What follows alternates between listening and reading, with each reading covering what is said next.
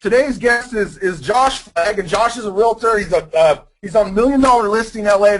It's one of my favorite shows. I don't watch too much TV, but I definitely take an opportunity to go back on TiVo or what have you and watch Million Dollar Listing LA just because I love the kind of the drama of selling homes in such a crazy market. And I think Josh sells homes in an area that not a lot of us are used to, right? We don't generally are looking at multi-million-dollar homes on a regular basis. So I'd like to welcome Josh to Active Rain University today. Josh, do me a favor. Tell me a little bit about yourself, a little bit about your business, and then introduce Randy for me, and we'll jump in here and start talking about prospecting. Hey, how are you? Nice to be here. I'm really glad that you you invited me on your program here. So thank you. Thank you. Anyway, I started about 10 years ago. I started when I was in high school. I was 18 years old. I was not going to go to college, so I decided, what am I going to do? I'm going to have to do something with my life, so I decided to start selling houses, and it was kind of an exciting journey, which we can talk about. But before that, I want to talk to you a little bit more about Randy, who I work with. Let me introduce you to Randy. And I'll get back to me, who's less important later. Let me introduce Randy. I feel very privileged to have him on my team. Alongside me, Randy's a heavy hitter, top producing agent. Like me, Randy's been in the real estate business he's been in the business pretty much all his professional life. Like I said earlier, I closed well over $1 billion in sales, but hasn't been, a whole bed of roses without thorns. Just like any successful agent, I've had my ups and downs, especially my first few years as an agent. I would have done pretty much anything to have had a mentor like Randy when I first started in the business. I sincerely believe that Randy would have written more. I would have written more business now if I could have learned from Randy from the beginning. And that's why Randy's on my team and on this webinar today. And we also complement each other's style. I've made a small fortune selling high-end homes, while Randy has built an empire in everyday residential real estate with home prices ranging from $100,000 to $900,000.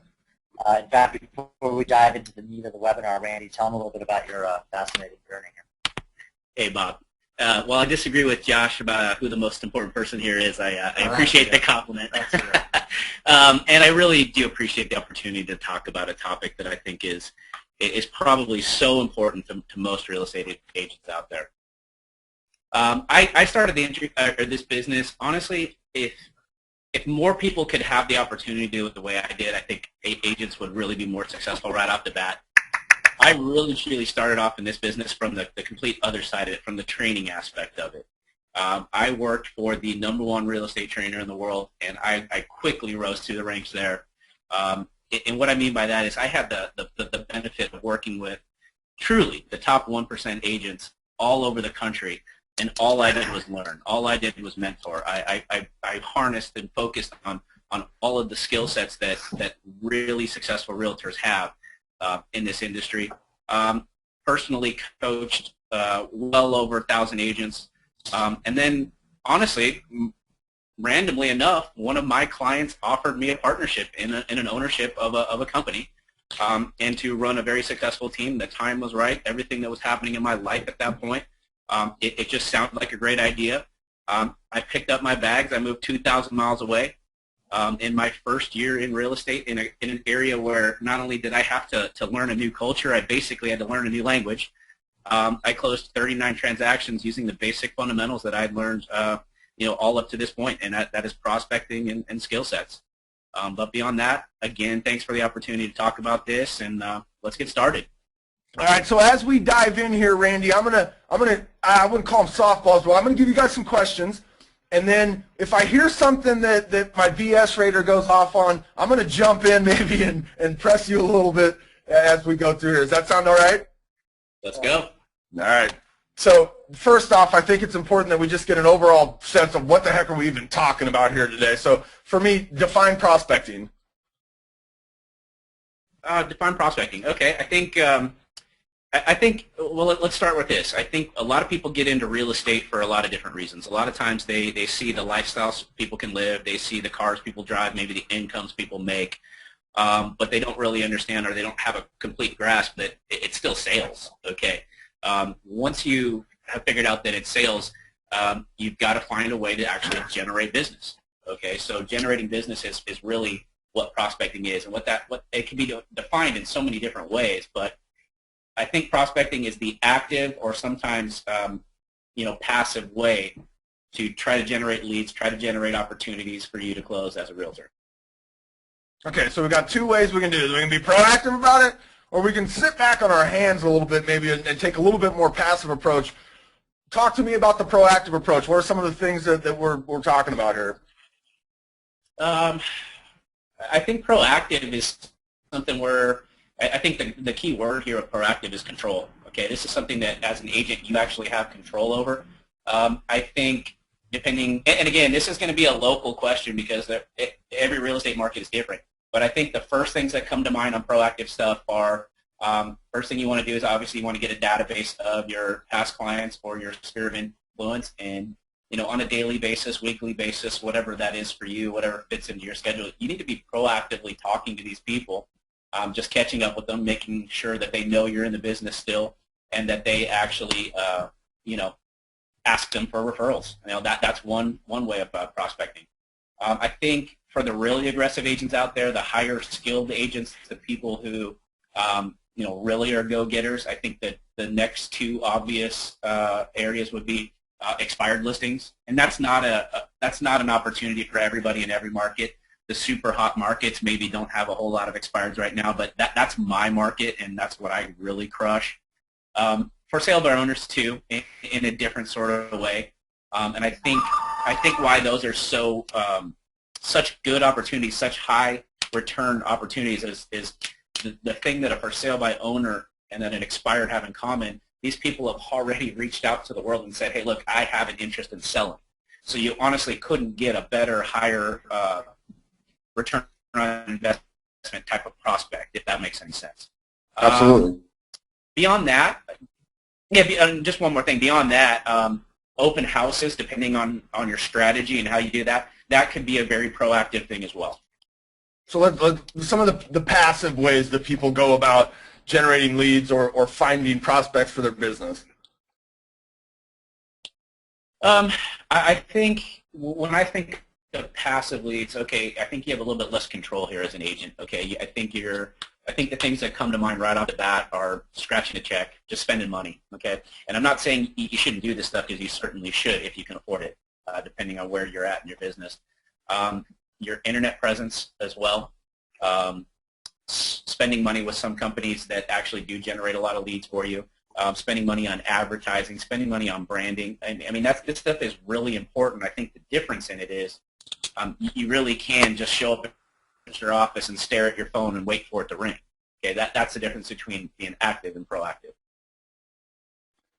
So let's talk about, you give us a few already, but let's talk about some of the pros and cons for passive and proactive prospecting. So what would be some of the proactive pros and cons? Like why proactive versus passive, and then we'll talk about why passive versus proactive in a second. Yeah, I mean, sure. I think, some of the pros, the key word here is control.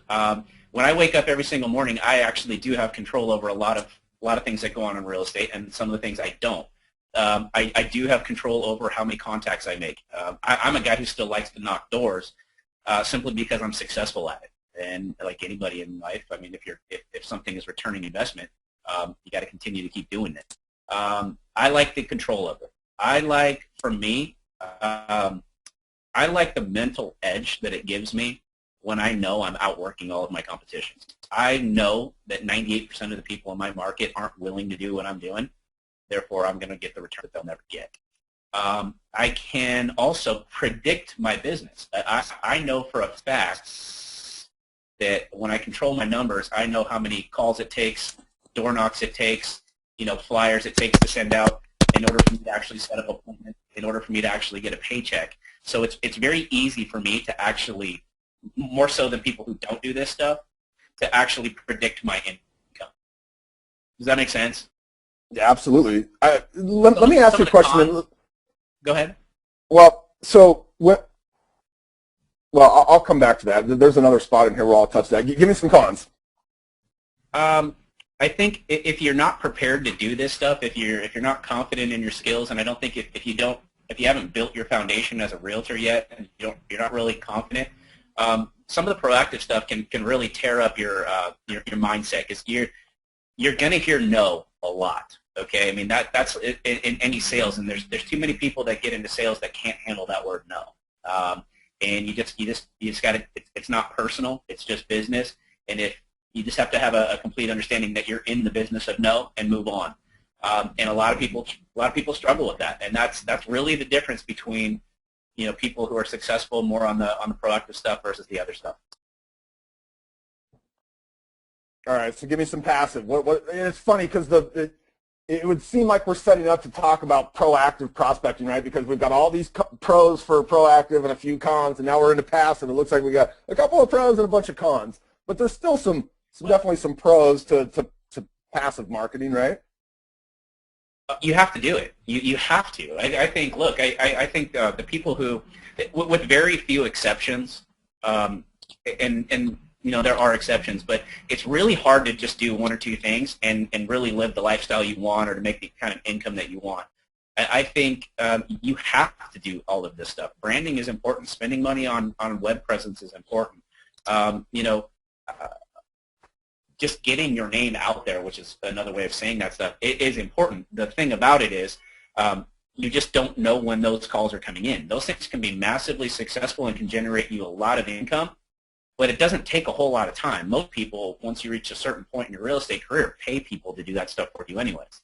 So it's something that you can do, almost without really thinking about it, okay? And then just being ready to take that business when the phone calls do ring, if that makes sense. It's not that there's cons to it. It's just you can find yourself sitting and staring at the wall for too long if that's all you're going to do. But so, I mean, a great example of this would be like a postcard marketing campaign. You get agents who will do a postcard campaign, and they essentially do it in the passive regard where they just really sit on their hands and hope somebody calls in or wait for that person to go to their website or whatever the call to action was on that postcard. Whereas a more aggressive agent, they maybe do the passive part, right? They send the postcard out because they realize that the branding is valuable in it, and hopefully there'll be some call to action. But then they go in and they maybe go knock doors after that on that same neighborhood they just sent postcards into, or they call into that same neighborhood that they just sent postcards into. They add that proactive approach on top of that passive approach. Yeah, I mean, listen,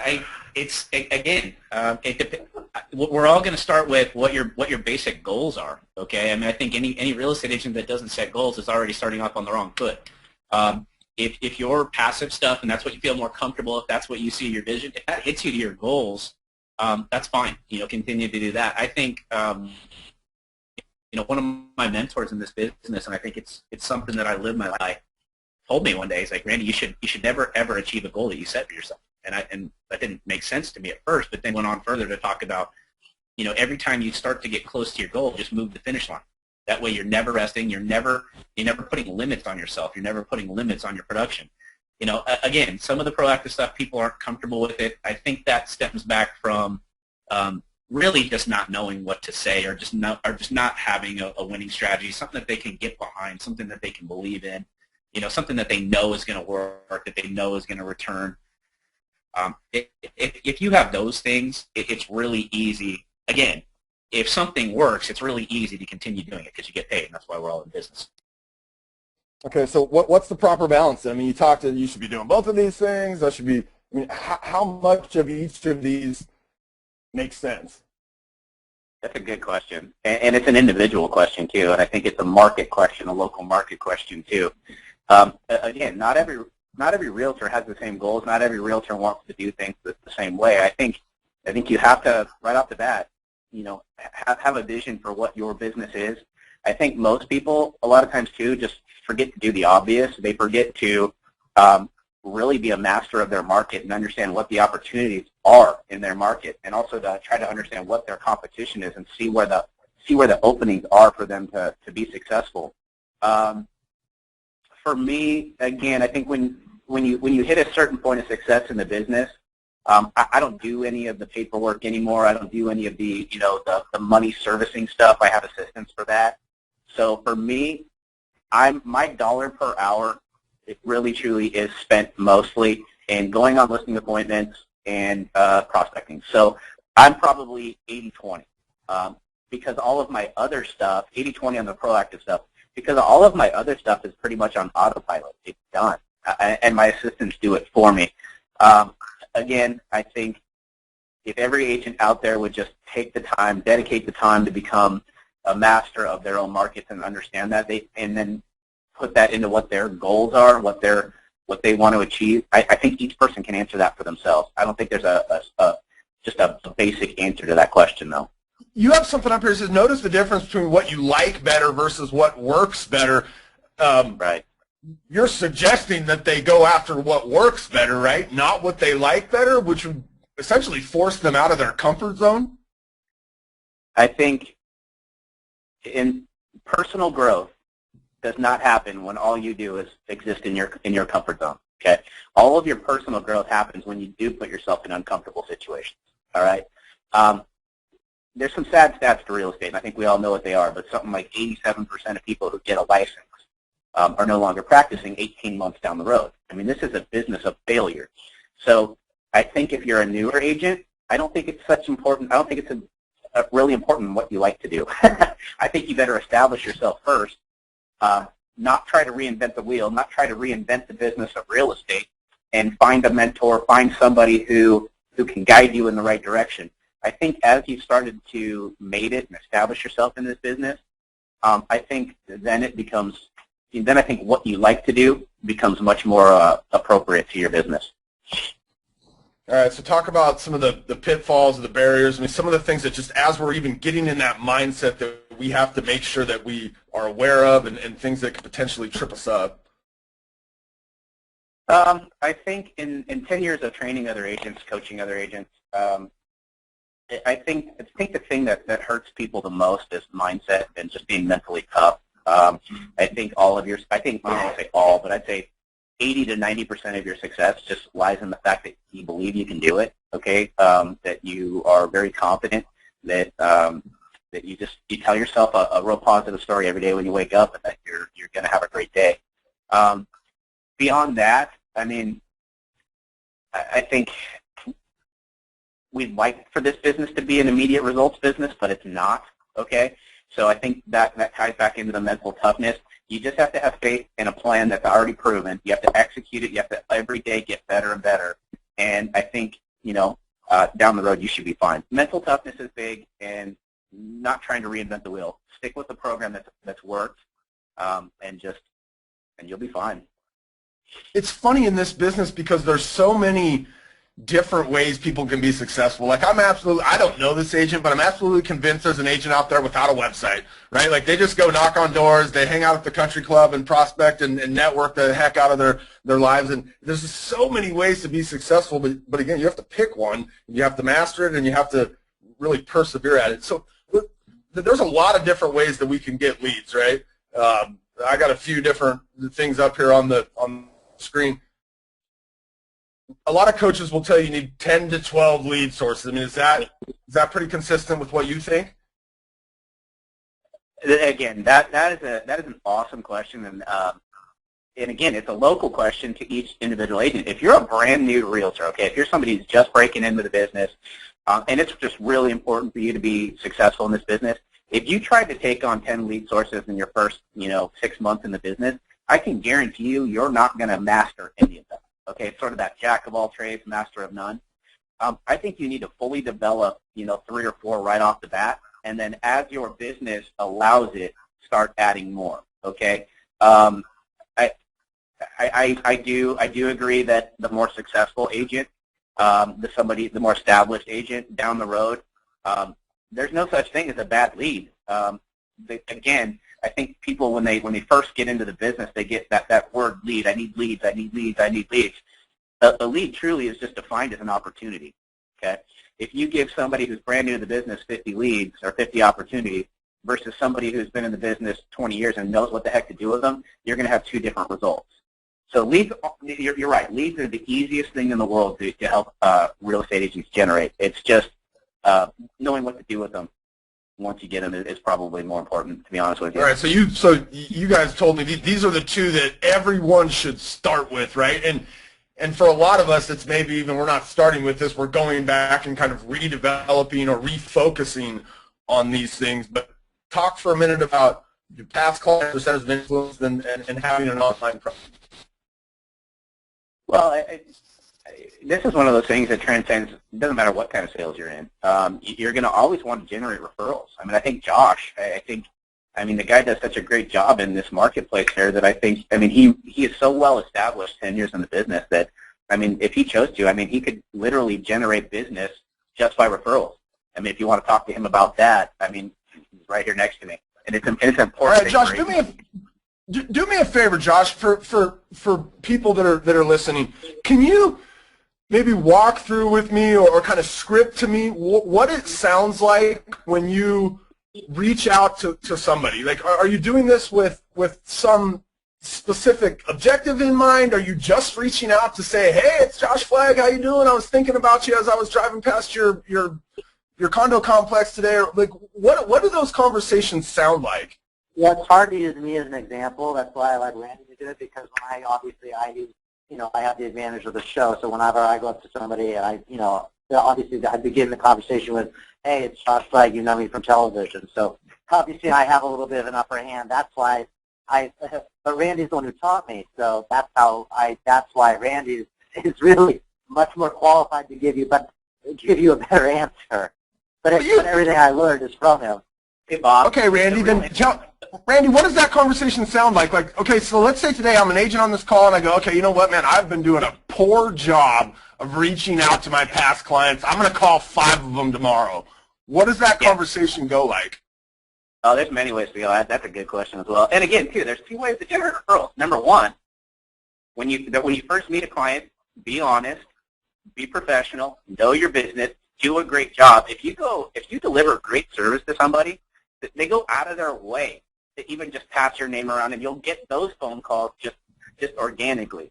But if you're going to, again, to stay in line with what we're talking about today, prospect, it's a real quick thing. If you haven't called somebody in a really long time and you feel really bad about it, right off the bat, just, hey, listen, Jim, it's Randy from whatever company that you work, Banana Real Estate. I just need to start off, and I need to apologize. I haven't stayed up with you like I wanted to. I've been so busy, but hey, tell me a little bit about your house, blah, blah, blah, this, that, and the other. How's your experience, this, that, and the other, blah, blah. And you just start off the question with a quick apology. Hey, listen, just wanted to check in with you. By the way, anybody that might need my services? And I think more than anything, it's the words aren't important. Anybody who has studied communication and effective communication at any level, it's not really the words, it's the tone, okay? It's how you ask the questions. It's how you actually ask for the referral. If you call somebody up and just go, okay, I just need a referral. Do you know anybody in the business that I can work with? Well, you're probably not going to get the results you're looking for. Call up, be sincere, apologize, and say, hey, would it be okay if I followed up with you from time to time? My goal is to talk to all of my past clients maybe 3 or 4 times a year. Would that be all right? I mean, who's going to say no to you? And that's a good start with that. So you've got a couple kind of baseline ones, things that we all, I think as agents we all kind of have that sense. We know we need to be doing this. We're not necessarily always doing it, right? We know we need to have a presence online. For the other sources, why do they have to be high return? Why do they have to be high return? Sure. I mean, I've got a couple that I know I can kind of go to, right? My referrals. Maybe I have an online presence where I'm getting some leads from my website or something. But if I'm going to go into other arenas, you're telling me they have to be high return sources, right? I'm not saying that they have to be. I'm just saying some sources are higher than the others. Is really what I'm talking. And I think okay, this is going into a different area that I think is also really important. I think a lot of times people that get into real estate maybe. And it depends. People that have actually run their own business before, okay, people that have come from that sort of world, have a little bit of an easier transition because they can treat it like a real business. Other people, really don't understand, tracking activities versus tracking results versus, understanding what their dollar per hour, and I'm getting a little technical here, is. But the reality is if you want to absolutely increase your profitability to do the most, you need to spend your time, and if your dollar per hour should be at its highest, you need to spend your time doing what returns the most. I I would not spend 10 hours a week prospecting something that maybe returned me 4 deals a year. I wouldn't do it. So do you have tracking on every single prospecting activity that you would undertake? Yes. Absolutely.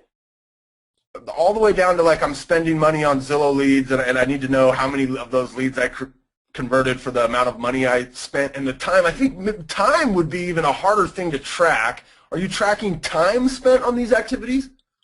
And well, see, again, that's passive. So when those, like you're talking about internet stuff, the key to internet stuff is amazingly quick follow-up, okay, and scripts. I mean, for the newer agent or the people who don't know what to say, scripts are a good start, but you've got to eventually evolve to actually just understanding real estate conversation. You've got to be able to have a conversation. Once you're there, you can convert those a lot quicker. But to answer your question, yes, I know my return on investment on everything I do. Again, the way my business is set up, I do mainly listings, okay? So I have 4 buyer's agents underneath me that accept all of our buyer leads. I know exactly what I spend on Zillow. I'm the biggest purchaser of Zillow in my market, period. I know exactly how many I get. I know exactly what my return on investment. I know who's good at it, who's not, and I know exactly how profitable it is. I want to pose, before I kind of have you talk about this, I want to pose this question to everybody on the call today. Like, look at those 2 things right there. What is the average number of days that a home is on the market in your area? And then what is the price range where properties are moving the fastest? Does you guys check in for me right now, like, and be honest with yourself. Like, you don't have to be honest with me because I'm not going to be able to read all the answers that come in here. But just check it. How many of you guys, like, with 100% certainty know both of these numbers? And so I got a bunch of people. I mean, most people are saying yes, I know them. There's a few people that say I think. There's a couple people that are being, I appreciate the honesty and just saying no, like I don't know these numbers. Talk to me for a second about the importance of mastering your market as it relates to your prospecting activities. Well, again, I think too many people get into this business with what they'd like to do. I'd like to break into, okay, and you know, Josh, again, he works in a different marketplace than 99% of the agents out there. Okay, I think people, like, if you work in your marketplace and you want to work in the top 1% of listings in there, in the top 1% of home prices, you have to be realistic that 99% of the people in that market can't afford them. Okay, so I think, again, it's a personal goal, whatever it is that you want to do. For me, I was taught from way back when, from the minute I entered this business, to sell in high volume, and that's what we do. I was also taught to completely control my business as opposed to what 95% of agents out there do, let the business control them. I do what I want to do in this business because I've earned it. I've worked hard. I don't do paperwork. I don't push paper. I don't do any deals coordination, anything like that. I do my agent responsibilities, and I go out and get more business because that's what satisfies me. That's what gratifies me. I never want to, again, I never want to hit a goal that I set for myself. I never want to put caps on my income. And I guess another thing, too, when I wake up every single morning, I love what I do. It makes it really easy to get inspired and excited about it. So, again, you do have to understand your marketplace. You should really understand where the opportunity to make the most money is, if that's what it is for you. And I think you should develop a strategy toward going in that direction. How much money do you put aside to grow your business? Personally? Sure. Personally, and then how much would you suggest that an agent maybe getting started and then an agent who had a more developed business? I generally take about 20% of every commission check and try to put it back into the business in one way or another. And I'm not super religious about that because I'm a little more careful at this point because I'm going to put money into things that I know are going to return for me. And I would say 20% is probably 15 to 20% is probably the number that I would recommend to a newer agent. Okay, a more seasoned agent. Again, it all goes back to what you see. I mean, do you want to build a team? Do you want to be the number one agent in your business? Is it purely about profitability to you? You know, that's an individual question for each agent out there. I mean, would you ever coach or work with an agent that said, you know what, I'm in the business to try to pay my bills and send my daughter to college. Like, I'm not really that interested in reinvesting in my business. I mean, is there a recipe for success when somebody is not reinvesting in their business? Well, the answer to the question is no. I would not work with an agent like that, and I'll tell you why. I've had an amazing career helping other agents get to another levels and reach things that they never thought they could reach. But the reality of it is, when you're talking about training and things like that, I can't do anything with anybody who is not motivated. Okay, if they're not motivated, I can't help you. Period. And then there's a bunch of other people out there who are motivated, who are just looking for the answers of what to do. I mean, that's why Josh and I got together. That's why we've developed the 100-day challenge thing that we're doing as well. Is really, we can't accept everybody in that challenge. What we're doing is motivation is the first pre-qualifier. If you're not motivated, we can't do anything with you. What's the difference between successful and unsuccessful prospecting?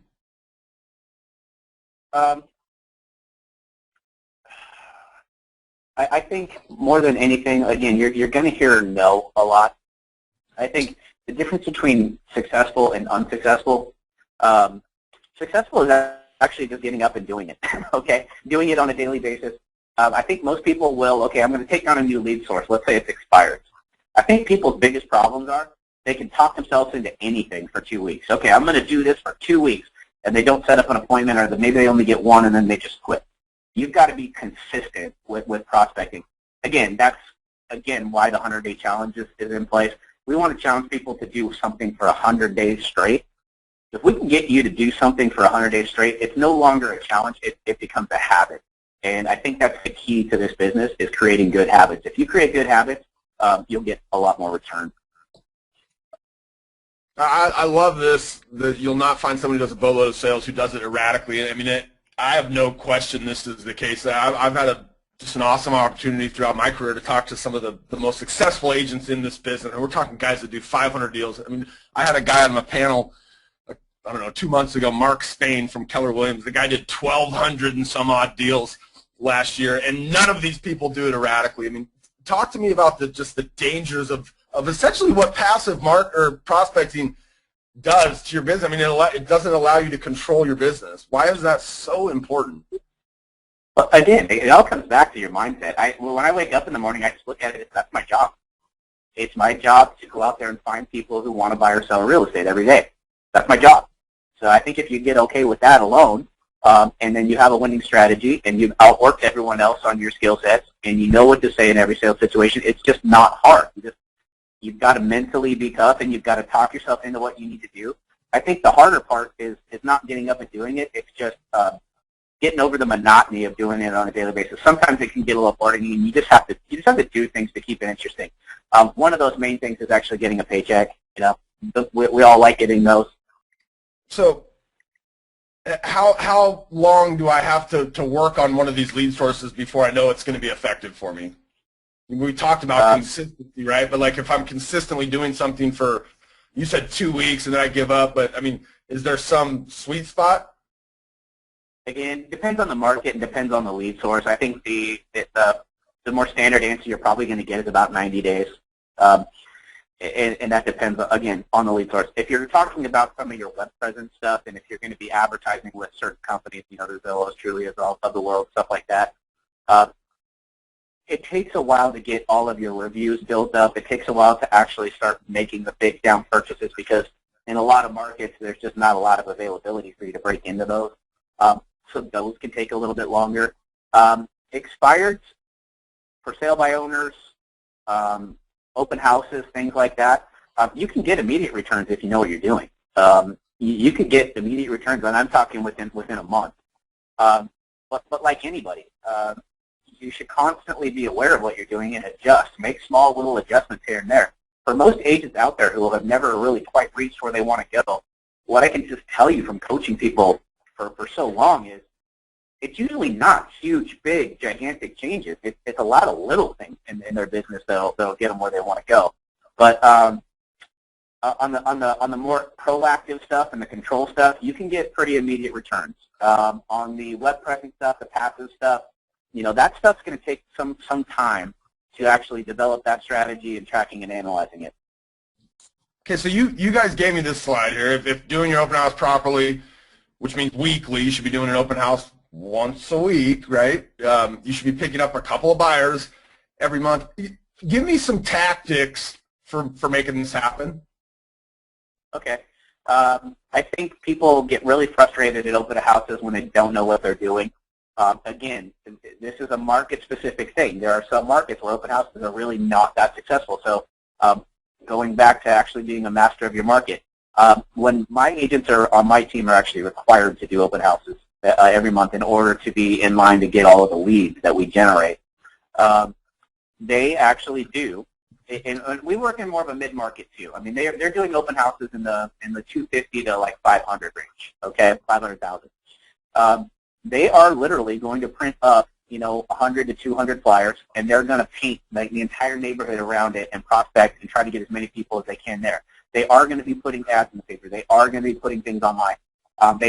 Little silly things, but like putting balloons and bringing some sort of catering into those things.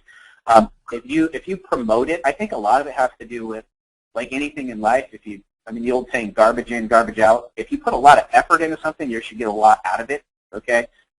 If you really do a great job on open houses, it's probably the quickest deal you can ever get. You can literally, go to an open house on a Sunday, pick up your next client, write an offer the next week or that same day, and be getting a paycheck within, 20 to 30 days. So for those people who need that quick business and people who take on the coaching with me in the past that I need business right here, right now, I always have them do open houses, and I have them do them properly. Okay, so I say 100 flyers, I'll paint the neighborhood. What does that mean? Like I'm going to drop them in everybody's yard? I'm going to knock on their door? I'm going to stuff them in their mailbox? They do knock doors and invite people. The buyer's agents do. They have just like the little. You can't get into the mailbox. That's a federal crime. But they have the little.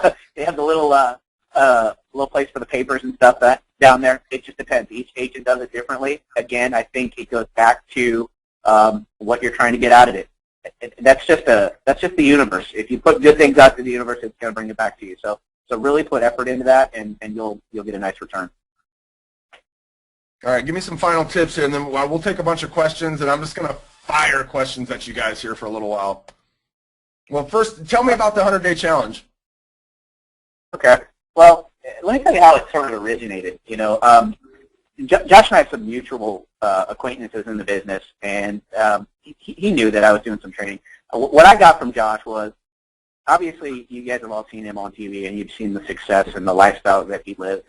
And he's a really grateful guy. He says real estate has been so great to him, and he wanted to contribute and give back to the actual market. And his way of doing it was, well, hey, how do we lift up the business? How do we make agents better? How do we give back and get agents to live this kind of lifestyle that we all get to live, some of the more successful agents? How do we make people do what I can do? Essentially, that's it. How do we do that? And I got a little excited at first, and coming from where I've come from, I've done training, and I've worked for the biggest companies in the business, period. And I think why I was so excited about this opportunity, he flat out told me, like, look, all of the pitfalls of those businesses. You know that those companies are all just trying to get you to sign 12-month contracts, and they have huge overhead. Let's do this right. Let's do this 2014. Let's not just focus on money. Everyone who does what we ask him to do and hangs around with very successful people is going to make more money. That's just a part of it. But success in 1985, the Wall Street years versus success now, they're defined very different ways. We've all seen the guys who make $2-3 million a year, but have two ex-wives. They have no family relationships whatsoever. Their kids don't like them. They're out of shape, things like that. That would have been successful a long time ago. Now you really can design your own life. You can live the life you want. I mean, look at the way Josh lives. Look at how healthy he is. Look at just how the relationships he has, things like that. So we've really designed a challenge around the 4 most important quadrants of life. First being your income. Look, you don't have to make $1 million. There's going to be a lot of agents out there who are going to say, I don't want to make $1 million. I just want to make good money. You have to be able to have a plan to create the sort of income that's going to lead you to live whatever that lifestyle that you want to live is, okay?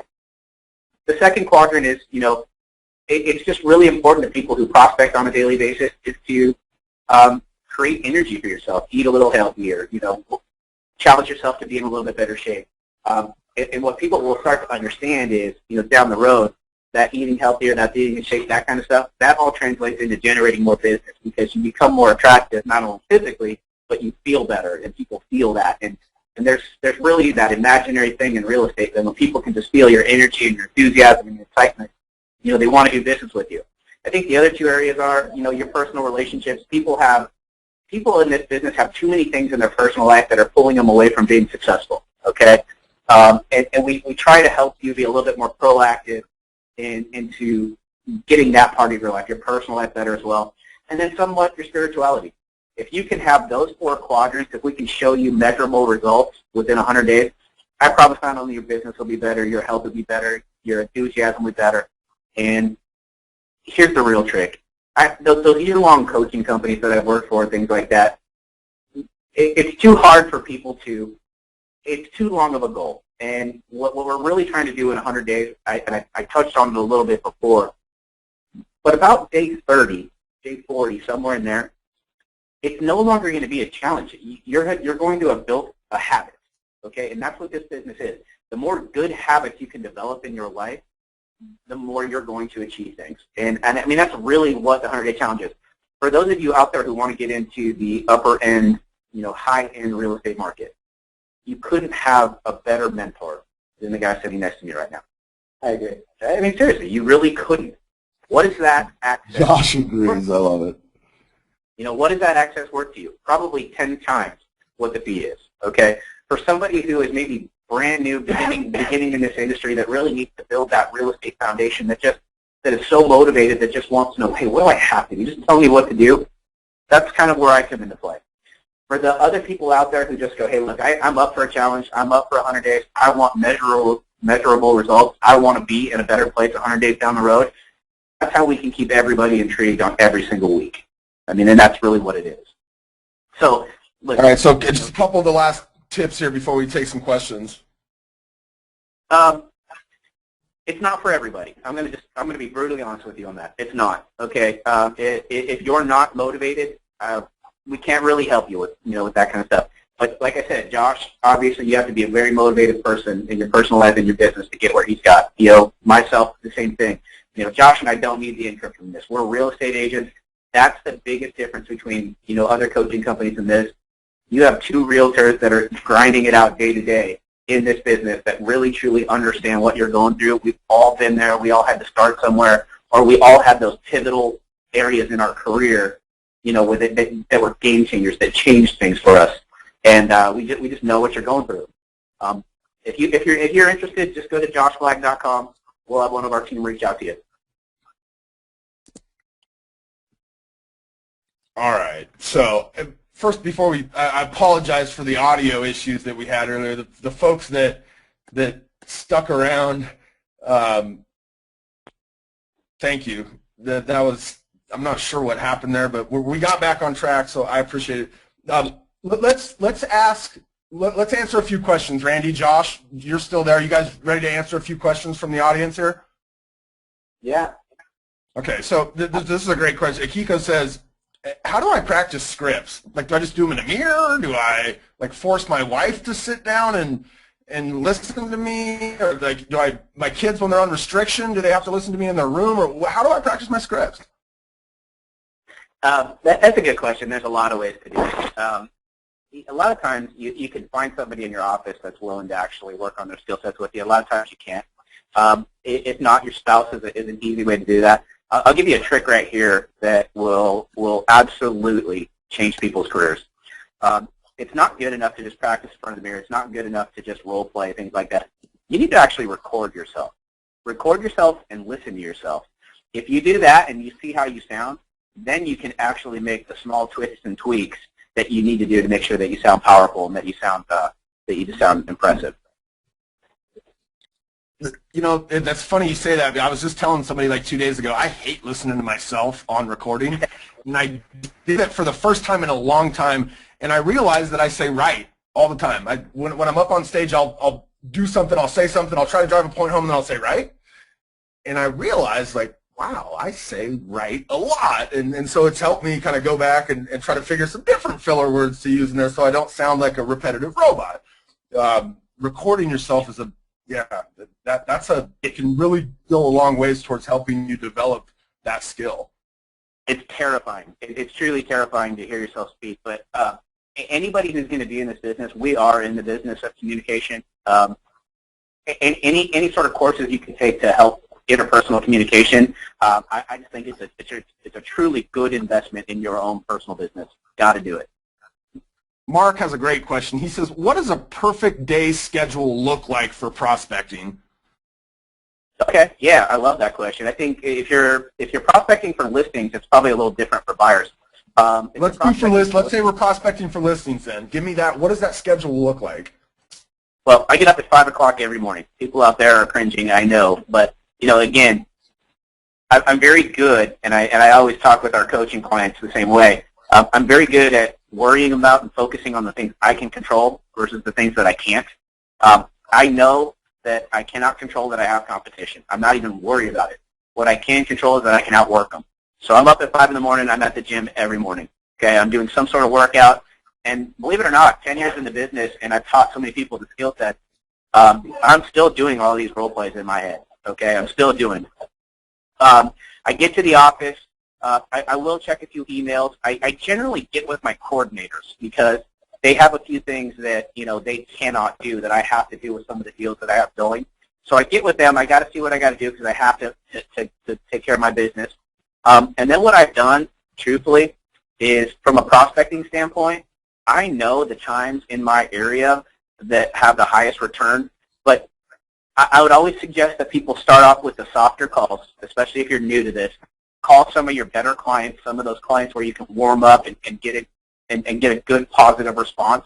And then from there go into probably some of the more challenging stuff, whether it be for sale by owners, expired, and do it all. Send mail to them, knock on their doors, and make the phone calls, and you'll find out real soon which has the higher rate of return in your area. And then from there, go into lead follow-up too. People don't lead follow-up enough. You get a lead and you kind of forget about it. Have those leads in your lead follow-up because lead follow-up is prospecting as well. I mean, if you're focused on setting appointments up every single day, you'll do it. So I would say do that, and then kind of grab a little lunch. And for most people, if you're successful, you're going to be going on appointments in the afternoon. Man, there is a ton of great questions in here. John says, what do I give them? If let's say I'm going to go door knocking, I say, okay, I can get out there and door knock. What do you take? Do you ever have anything in your hand to leave with them? Oh yeah, absolutely, absolutely. I'll give you guys a little clue to how we do so many expired. My partner and I, who do all the listings on our team, in the last 3 years, I think we've done about 170 expired listings. We've been successful. So that's what I do. I go out there and I tell them about our team, and I have this really great flyer that we pass out that says we've helped this many people in the last 2 or 3 years. Please call us for a professional opinion. For people out there, I know what the next question is going to be. Well, Randy, I haven't done that. Great. See how many expired listings in your area have actually been successful. Hey, 300 homes did not sell in the first quarter this year, but went on to sell with someone else in this country or in this county. You can still sell. Or how about in this office? Okay. In my office, we took 50 expired listings last year. We sold them this, that, and the other. Just gear the marketing. Again, the words aren't so important as that you're leaving them with something, that there's some numbers in there that are impressive, and that you're at least giving them a chance to say yes to you. Okay, so somebody says, you mentioned lead conversion and lead follow-up. Do you have any techniques or tactics you can share around those cold leads? I mean, I think we're talking about like the leads from Zillow or the leads you maybe got on your website, the people that you don't necessarily know that you're trying to turn into a prospect for your business. Do you have any tactics or techniques or a script or something you use when talking to those people? Yeah, and I'm glad you're bringing all this stuff up. I mean, for people that, I'm going to answer a few questions here and try to give those answers, but I mean, that's really what I'm going to be covering this whole 100-day challenge. I mean, from point A to point B at the end of the challenge, you'll own all of this stuff. Zillow leads, again, internet leads, things like that. If you have a tech-savvy buyer, because you're going to get mostly buyers from your internet stuff, they're going to want immediate responses. So quickness is probably the first key. But okay, my Zillow script. You know, hey, this is Randy with, I'm not going to say where I'm from, but I mean, this is Randy with such and such real estate agency. I just got a notification that someone from this number was interested in this property. Would that be you? Great. Hey, would it be helpful if I were to send you more pictures of the inside, or do you want to go ahead and schedule a showing? I never give them an opportunity for them to say yes or no to me. It's always an either or question. Would you like to see more? Do you have questions about this property, or are you ready to go ahead and schedule the showing? Okay. And then just get to know them a little bit. And then what happens is, and I'll teach this in the challenge, and it's way too impossible to do in such a short time here, but I'll bring it back to what your normal pre-qualification script is. You know, and it just kind of goes into, have you ever purchased before, or is this going to be your first time? You know, and then you know where to go from there, and then from there, and then from there. Great. You know, has anybody ever taken the time to go through the 10 steps of buying a home with you? Blah, blah, blah, blah, blah, blah. And then you got them. You know, you're sort of doing that small talk. Next thing you know, they're meeting you in the office. They've already talked to their lender in most cases, and they're pre-qualified, and you're good to go. Josh, I want to bring Josh on for a second. Josh, are you capable or able, I shouldn't say capable, are you able to put yourself in a mindset of a time when you weren't in the past as you were kind of developing your business? And if you are, talk to me about how did you approach friends and family as you were new in the business? Well, 10 years, I mean, I guess, you talk about like 10 years ago, I guess I was just very charismatic and very pushy. That's what I would do. I would just be very pushy, but not in like an offensive way. I would just, I guess I would use my charm. I would use my charm to get myself in the door. Is that your question? I mean, what's your question? Yeah. So I mean, if you were going to go to, I don't know, just some friend of yours, and you were going to say, "Hey, I'm new in the business. You know, I'm looking to get in touch with as many people as I can. I'm looking to expand my sphere of influence." I was just relentless and fearless. I wouldn't take no for an answer. Okay, so you just had it in your mind that you were going to be successful no matter what, and even if you didn't have the experience today, you were going to act like you did, or? No, I smelled blood. I was fearless, relentless. I'd keep going. I wouldn't take no for an answer. That's all right. So here's the deal, guys. I appreciate it. And I also got to say, I was brand new, but you can fake it though. I mean, I faked it and it worked. So you got it.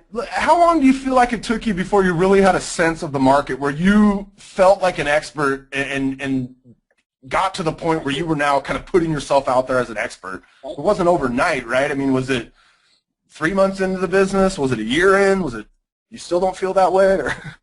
I would say it took a couple of years, but, after you get the momentum and everything, it actually, it just started, everything worked out right away. You feel like you would have been in a more accelerated position had you had a coach, or did you have a coach early on in your career? Yeah, Randy. Oh, so you've been working with Randy for a while. Well, listen, I think, and this is Randy, sorry to break in here, but again, I would have not been anywhere near as successful when I first hit the ground in this business if I didn't have the training background that I did. And I think most real estate agents like Josh, myself, guys who have made it to that level of what this is going to be our career and we're successful, we make a great income, nobody's gotten there on their own. And that's the sort of the thing that most people just don't understand. Everybody's had help, but what you have to really truly understand is that you're in business for yourself. Nobody's going to give it to you. Okay, you are in business for yourself. Competition. This is a bloodthirsty business. You've got to go out and you've got to be able to make good business decisions. That's the bottom line. You've got to be able to surround yourself with people who can get you where you want to go. You've got to work hard. If you're newer to the business and really trying to break through, I'll give you just something to live by. If you want to be in the top 5% of real estate agents, you've got to be willing to do what 95% of people aren't willing to do.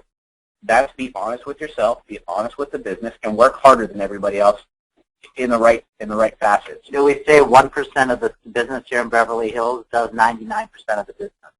So true. In almost every market. And that 1% is like 10 of us. Well, it must be nice to be on your side of the fence, but obviously it's been a It is. That's why I go to joshflagg.com and you can find out what it's like on the side of the fence. but you don't get there overnight, and I think that's what he's saying. You had to grind. It's really nice. It's like so simple. Just go to joshflagg.com. You'll see how simple it is. So there's a couple things. When you guys get there, if you're interested in doing this 100-day challenge, there is a fee for it. I haven't even asked what it is, but you go there. The reality is they're not actually going to take everybody. So they no, kind of do it random. We're only going to take this.